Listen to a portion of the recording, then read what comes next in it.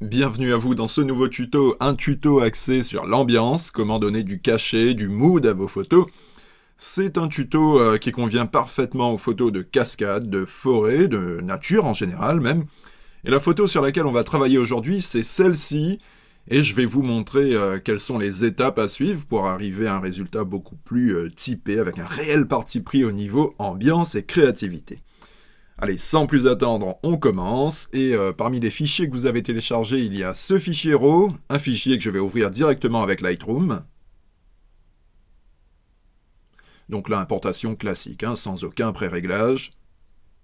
Et voilà donc notre photo de cascade, une photo qui a été faite en Auvergne, superbe région de France, soit dit en passant, j'aime beaucoup ce coin. Et l'appareil photo utilisé pour réaliser cette image, c'est un iPhone 7 Plus. Et d'ailleurs, en parlant d'iPhone, si vous voulez en savoir un peu plus sur comment je réalise mes photos RAW à l'iPhone, je vous invite, si vous ne l'avez pas encore fait, à visionner mon tuto gratuit sur le thème de la prise de vue avec un téléphone portable. Et ce tuto est disponible, je vous l'ai dit, gratuitement sur mon site dans la partie tutoriel, comme d'habitude.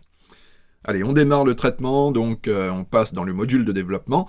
Et ici, contrairement à plusieurs de mes tutos précédents où on travaillait avec plusieurs photos, ici, c'est pas nécessaire, puisque notre photo est bien exposée dès la prise de vue, on le voit sur l'histogramme, toutes les informations sont là, si ce n'est, c'est vrai, les plus hautes lumières où là, il y a bien une petite surexposition confirmée d'ailleurs, si on appuie sur la touche J pour faire apparaître les alertes de sur- et sous-exposition. Mais cette zone surex, elle est vraiment petite, elle correspond en fait à une zone qui était naturellement très claire lors de la prise de vue, puisque c'est de la brume qu'on voit au fond derrière les arbres. Donc c'est pas gênant du tout que cette zone soit très claire, mais néanmoins, vous verrez dans un instant qu'on va pouvoir très facilement récupérer de l'information dans cette partie. Alors, premier réglage que je fais toujours sur toutes mes photos, c'est supprimer les aberrations chromatiques et activer le profil de correction. Ça, je le fais tout le temps. Ici, Lightroom reconnaît l'iPhone 7 Plus, et donc Lightroom applique des corrections concernant la distorsion optique, mais aucun changement n'est fait concernant le vignettage, puisque c'est une correction en fait qui a déjà été faite au sein même de l'iPhone pendant l'enregistrement du RAW. Donc le vignettage est déjà corrigé, c'est pour ça qu'on n'a pas la main sur ce réglage ici. Ensuite, je vais corriger le bruit de la photo, puisque l'iPhone, certes, donne de bons fichiers RAW, mais le grain est quand même assez présent, donc je vais aller réajuster la correction du bruit, et je vais zoomer ici pour qu'on visualise mieux le grain que je trouve un peu trop fort. Et dans les réglages du bruit, je vais aller réajuster le curseur de luminance, qui est par défaut calé sur 10 pour cette photo, iPhone faite à 40 ISO, mais cette valeur de luminance, elle peut changer selon les ISO utilisés sur l'iPhone. Avec une valeur ISO plus élevée, eh bien, le réglage par défaut de luminance pourra être, lui aussi, par défaut, plus élevé. Allez, revenons à notre photo iPhone faite à 40 ISO, avec un réglage de luminance calé sur 10 par défaut, avec un grain, je vous le disais, que je trouve un peu trop présent. Donc, je vais pousser ce curseur à droite pour réduire ce grain, mais pas trop non plus, puisque sinon le risque, c'est quoi? C'est de faire disparaître complètement la texture de la photo. Donc ici, le réglage de luminance pour cette photo, je vais le caler sur 20. Ça réduit un peu le grain, sans non plus trop perdre au niveau de la texture, et ça principalement dans les zones qui représentent des aplats, comme les zones sombres de la photo par exemple. Donc pour le bruit, c'est OK, et avant de continuer avec d'autres ajustements, je vais d'abord remonter tout en haut dans les réglages pour remettre à 0 certains réglages qui ne sont pas à 0 alors qu'ils le devraient, et ça concerne les blancs, les noirs et la clarté. Et là, en effet, vous le voyez, que les blancs sont à plus 15, les noirs à moins 5 et la clarté à plus 8. Ce sont les réglages appliqués par défaut directement dans l'iPhone, mais nous, c'est pas du tout ce qu'on veut. Nous, ce qu'on veut, c'est partir d'un fichier totalement brut, avec aucun pré-réglage appliqué dans Lightroom. Donc, je remets tout ça à 0 pour partir sur des bases bien neutres. Donc ça c'est bon, on va maintenant commencer par travailler sur les couleurs en ajustant la base c'est-à-dire le curseur température tout simplement. À gauche, ce curseur nous donne une photo plus froide, à droite au contraire la photo sera plus chaude, et ici je vais plutôt opter pour une température légèrement plus chaude. Ensuite, une fois la température ajustée, c'est la teinte que je vais modifier juste en dessous, et je vais opter pour une teinte légèrement plus verte pour en fait diminuer la légère dominante de magenta qu'on peut très subtilement deviner sur cette photo, et même si ça se voit très peu, sur une photo où beaucoup de feuillage est présent comme ici, personnellement je préfère aller sur une teinte plus verte que sur une teinte magenta, donc ici en l'occurrence ça sera un peu plus de vert.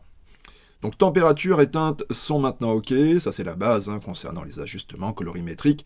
Et maintenant on va continuer avec la colorimétrie toujours, mais cette fois-ci avec des réglages qui ont beaucoup d'importance quand on recherche un rendu plus créatif que d'habitude.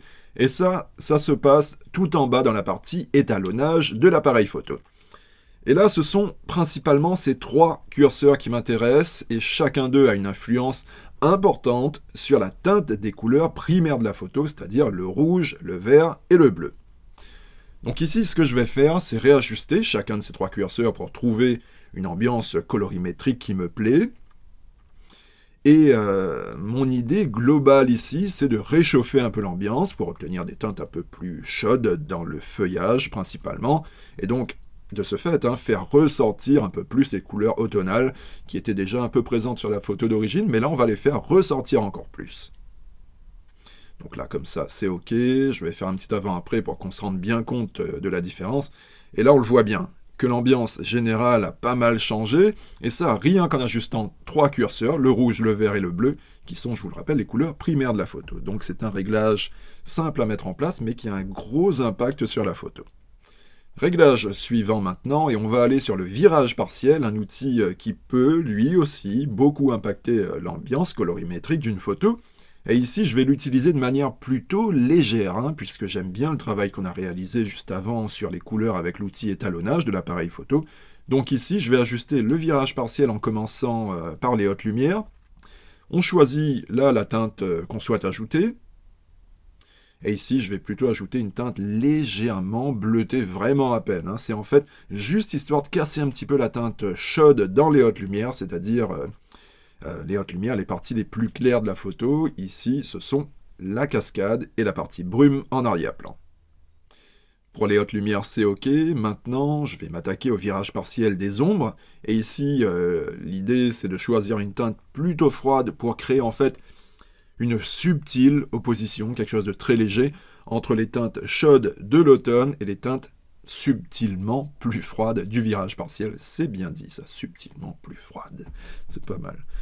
Alors, une fois que le virage partiel est ajusté pour les hautes lumières et les ombres, le résultat obtenu, on peut encore l'affiner en jouant sur le curseur balance pour plus ou moins donner de l'importance au virage partiel dans les zones sombres ou dans les zones claires.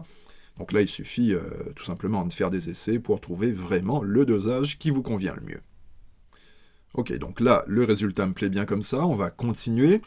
Et maintenant qu'on a dégrossi le travail au niveau des couleurs, on y reviendra plus tard pour peaufiner le résultat. Là, on prépare le terrain, on va dire.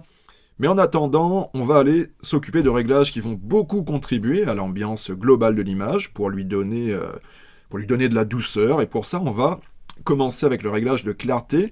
Un réglage de clarté qu'on ne va pas augmenter comme on pourrait avoir tendance à vouloir le faire sur des photos plus classiques, on va dire. Et ici, je vais plutôt, au contraire, diminuer la clarté sans aller trop loin non plus. Je vais juste diminuer la clarté de quelques valeurs et m'arrêter à environ -20 pour obtenir au final une photo un peu plus douce, sans pour autant tomber dans l'exagération d'une photo toute lissée. Ça aurait été le cas si on était allé trop loin avec l'outil clarté. Donc moins de clarté, ok pour adoucir la photo, mais on ne va pas trop loin non plus, au risque justement de tomber dans un rendu caricatural qui est plutôt moyen. Donc la clarté c'est ok pour gagner en douceur, et maintenant, toujours dans cette recherche d'un rendu plus doux, eh bien, je vais réduire le contraste également, ce qui va, là encore, nous faire gagner un peu plus de douceur sur le rendu global de la photo. Ok, on va continuer, maintenant on va travailler sur le rendu des zones claires et des zones sombres, toujours à la recherche d'un rendu globalement doux sur cette photo, et le rendu final de cette photo que je vous remontre là, pour qu'on ait une idée bien précise de quoi on parle. Ce rendu, il dépend beaucoup d'une série de réglages qu'on va voir tout de suite après, une série de réglages qui consiste en fait dans un travail